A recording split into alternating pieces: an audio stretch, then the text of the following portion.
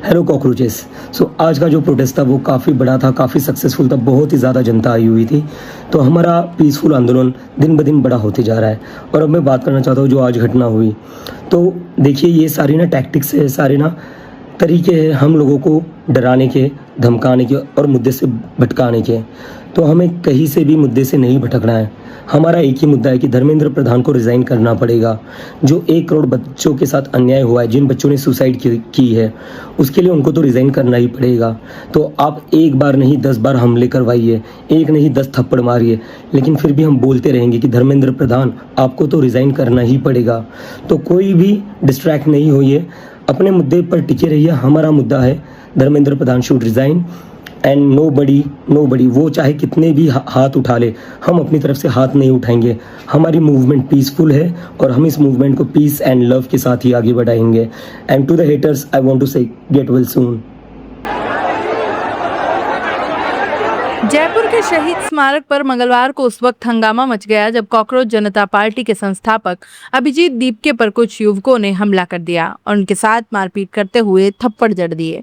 देखते ही देखते वहां अफरा तफरी का माहौल हो गया। घटना के बाद मौके पर मौजूद दीपके के समर्थक सक्रिय हो गए और उन्होंने हमलावर युवकों को पकड़ लिया। इस दौरान आरोपियों के साथ भी धक्का मुक्की और मारपीट हुई। मामले की सूचना मिलते ही पुलिस मौके पर पहुंची और 5 युवकों को हिरासत में लेकर गिरफ्तार कर लिया। अब इस थप्पड़ कांड ने राजनैतिक और वैचारिक बहस को भी हवा दे दी है। अभिजीत दीपके ने इस हमले के पीछे राष्ट्रीय स्वयंसेवक संघ यानी आरएसएस से जुड़े लोगों का हाथ होने का आरोप लगाया। उनका कहना है कि जब भी कोई व्यक्ति सरकार या उसकी विचारधारा के खिलाफ आवाज उठाता है तो इस तरह की घटनाएं सामने आती है। दीपके ने कहा कि उनके आंदोलन का दायरा बढ़ रहा है और बड़ी संख्या में लोग उनके साथ जुड़ रहे हैं। ऐसे में विरोधी ताकतें उन्हें डराने और दबाने की कोशिश कर रही हैं। हालांकि उन्होंने साफ किया कि चाहे उन पर एक बार हमला हो या 10 बार, वो अपने आंदोलन को शांतिपूर्ण तरीके से ही आगे बढ़ाएंगे। इस बीच पुलिस जांच में सामने आया है कि पूरे घटनाक्रम में शामिल 5 युवक पढ़े लिखे हैं। इनमें 2 युवक MBA की पढ़ाई कर रहे हैं, जबकि 3 युवक फिलहाल बेरोजगार हैं और रोजगार की तलाश में जुटे हैं। पुलिस के मुताबिक तीनों आरोपी पहले से एक दूसरे को जानते थे, जबकि 2 अन्य युवकों का आपस में कोई परिचय नहीं था। डीसीपी साउथ राजर्षि राज के अनुसार गिरफ्तार किए गए आरोपियों में 3 जयपुर जिले के निवासी हैं, जबकि 1 युवक सीकर और 1 जोधपुर का रहने वाला है। आरोपियों की शैक्षणिक पृष्ठभूमि और मौजूदा स्थिति ने भी लोगों का ध्यान अपनी ओर खींचा है। 30 वर्षीय राकेश गुजर जयपुर जिले के बगरू क्षेत्र के कूचावास गांव का निवासी है। वो दूदू स्थित एक निजी कॉलेज में MBA की पढ़ाई कर रहा है। वहीं 25 वर्षीय रोहित राज शर्मा जयपुर जिले के कानोता क्षेत्र के हीरावाला का रहने वाला है और वो बस्सी के एक निजी कॉलेज से MBA कर रहा है। तीसरा आरोपी अजय शर्मा भी कानोता का निवासी है। 25 वर्षीय अजय ने आर्ट्स विषय से स्नातक की पढ़ाई पूरी की है और फिलहाल नौकरी की तलाश में है। चौथा आरोपी 28 वर्षीय निकेत जोधपुर के प्रभात नगर का रहने वाला है। पुलिस के मुताबिक इन तीनों प्रतियोगी परीक्षाओं की तैयारी कर रहा है। 5वां आरोपी कुलदीप सिंह सीकर जिले के देवराला गांव का निवासी है। 27 वर्षीय कुलदीप ने भी आर्ट्स से ग्रेजुएशन किया है और वर्तमान में बेरोजगार है। घटना के बाद गिरफ्तार युवकों ने एक साथी अर्जुन ने दावा किया कि हमले की कोई पूर्व योजना नहीं थी। उसके मुताबिक वे लोग केवल प्रदर्शन देखने के लिए शहीद स्मारक पहुंचे।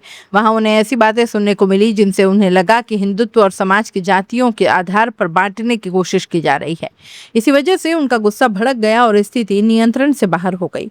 अर्जुन ने कहा कि वे लोग राष्ट्रहित और समाज के लिए काम करते हैं और जो लोग राष्ट्र के खिलाफ जाते हैं उनका विरोध करना जरूरी समझते हैं। हालांकि पुलिस पूरे मामले की जांच कर रही है और ये पता लगाने की कोशिश कर रही है कि हमला अचानक हुआ था या इसके पीछे कोई पूर्व नियोजित रणनीति थी। घटना के बाद अभिजीत दीपके ने सोशल मीडिया पर एक वीडियो भी जारी किया। कहा कि जयपुर में आयोजित उनका प्रदर्शन बेहद सफल रहा और बड़ी संख्या में लोग उनमें शामिल हुए। उन्होंने दावा किया कि उनका आंदोलन लगातार मजबूत हो रहा है और उसे जनता का समर्थन भी मिल रहा है। दीपके ने 1 करोड़ बच्चों के साथ हुए कथित अन्याय और आत्महत्या करने वाले बच्चों का जिक्र करते हुए कहा कि जिम्मेदार लोगों को अपने पद से इस्तीफा देना चाहिए। उन्होंने कहा कि विरोधी चाहे कितनी भी बार हमले करवा ले, कितने भी थप्पड़ मार ले, वे हिंसा का जवाब हिंसा से नहीं देंगे।